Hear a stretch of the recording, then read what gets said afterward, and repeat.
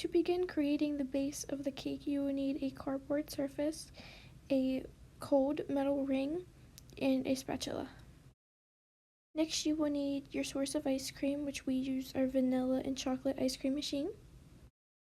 What you will do next is put your vanilla ice cream around the entire perimeter of your cold ice cream cake ring.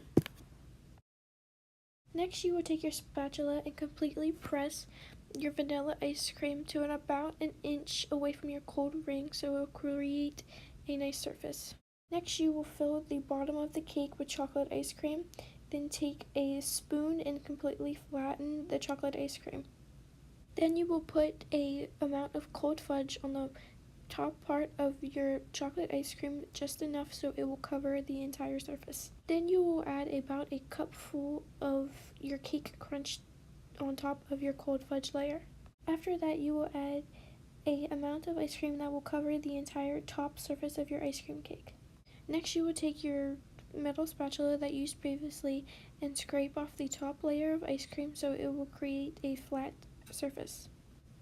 After scraping off the top layer of vanilla, you will put that in the freezer and let that freeze completely until it's hard. After the cake is frozen completely, you will need a bucket of hot water, a couple of rags, and your frozen ice cream cake. Then you will take your very hot rags and squeeze all the excess water off of it, then wrap them around the cold ring of your ice cream cake until the ice cream around the edges are melted and the cake is able to be popped out.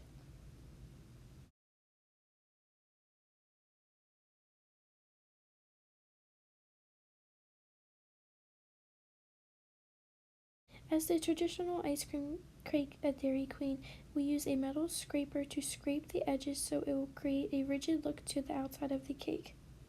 Next, you will add your deli paper or your non-stick paper on the top of the ice cream cake and then put it back into the freezer until the top layer is completely frozen once again. Then you will need your traditional vanilla icing, a color of your choice, which I have used pink, a green color of icing of your choice, a couple of flowers, and a flat scraping tool for the top of your cake. First, you will use your metal tool to scrape out icing from your bucket and add it to the top of your cake. Next, we have a flattening tool that will create a very flat surface on the top of our cake with the icing so it will create a nice pretty look. You will scrape the edges completely flat until you have a completely flat surface.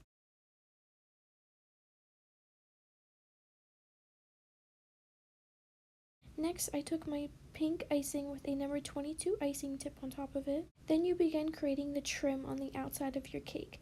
This is a quick motion of press and pull, press and pull, press and pull, just so you will get your flat trim look.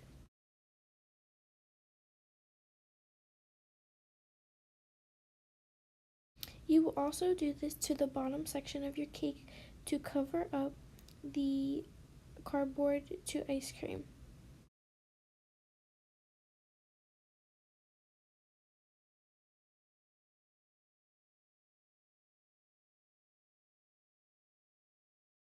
Next, this is optional. I put edible flowers on the edges of my cake just to add a pretty girly look to it. All I did was place the flowers on the edge of the cake however I wanted them placed and press them softly into the vanilla icing. Next, I took my green icing with a number 352 icing tip and press hardly on the bag to make the icing come out.